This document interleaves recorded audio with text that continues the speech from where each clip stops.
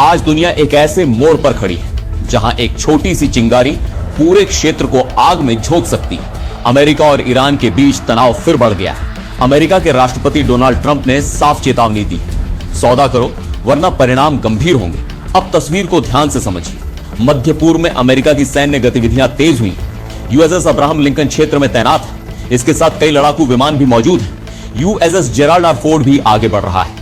इसे दुनिया के सबसे आधुनिक युद्धपोतों में गिना जाता है। रिपोर्ट्स के मुताबिक F-35 विमान तैनात है। वायु रक्षा प्रणाली पूरी तरह सतर्क है। पनडुब्बियां समुद्र के नीचे अपनी स्थिति ले चुकी हैं। अमेरिकी मीडिया भी सैन्य विकल्प की बात कर रहा है। CNN और न्यूयॉर्क टाइम्स यही संकेत दे रहे हैं। लेकिन क्या हमला तय? यही कहानी थोड़ा बदलती है। जेनेवा में अप्रत्यक्ष बातचीत की खबर आई है। ईरान ने आगे बातचीत के लिए समय मांगा है। मुद्दा परमाणु संवर्धन और मिसाइल कार्यक्रम है। दूसरी तरफ ईरान भी सक्रिय दिख रहा है। हॉर्मुज जलडमरू मध्य में मिसाइल अभ्यास हुए हैं। यहीं से दुनिया का बड़ा तेल गुजरता है। ईरान के सर्वोच्च नेता अली खामेनेई ने चेतावनी दी, अगर हमला हुआ तो जवाब सीमित नहीं होगा। अगर टकराव बढ़ा तो हालात बिगड़ सकते हैं। इजराइल और खाड़ी देश भी प्रभावित हो सकते हैं। अमेरिकी ठिकाने भी निशाने पर आ सकते हैं। यह सिर्फ दो देशों की लड़ाई नहीं रहेगी। तेल की कीमतें तेजी से बढ़ सकती हैं।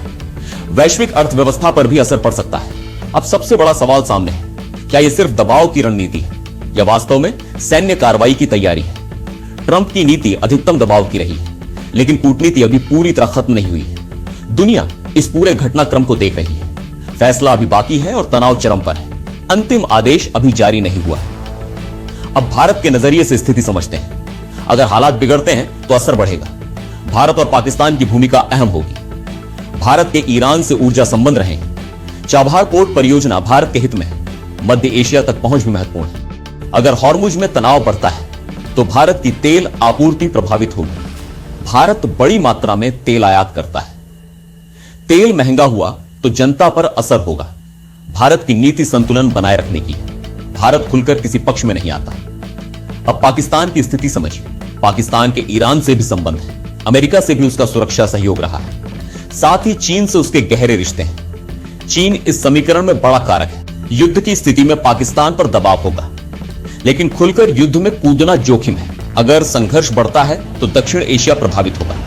समुद्री मार्ग और ऊर्जा आपूर्ति बाधित हो सकती है। कूटनीतिक संतुलन भी बिगड़ सकता है। भारत की प्राथमिकता नागरिकों की सुरक्षा होगी। ऊर्जा आपूर्ति और क्षेत्रीय स्थिरता अहम रहेगी। अब तस्वीर और बड़ी हो चुकी है। यह सिर्फ अमेरिका और ईरान का मुद्दा नहीं है। यह मध्य पूर्व से दक्षिण एशिया तक का समीकरण है। अब सवाल आपके सामने है, क्या युद्ध होगा या कूटनीति जीतेगी? कमेंट में अपनी राय जरूर लिखिए। वीडियो को लाइक और शेयर कीजिए। ऐसे विश्लेषण के लिए चैनल सब्सक्राइब कीजिए। फिर मिलेंगे अगले विश्लेषण में।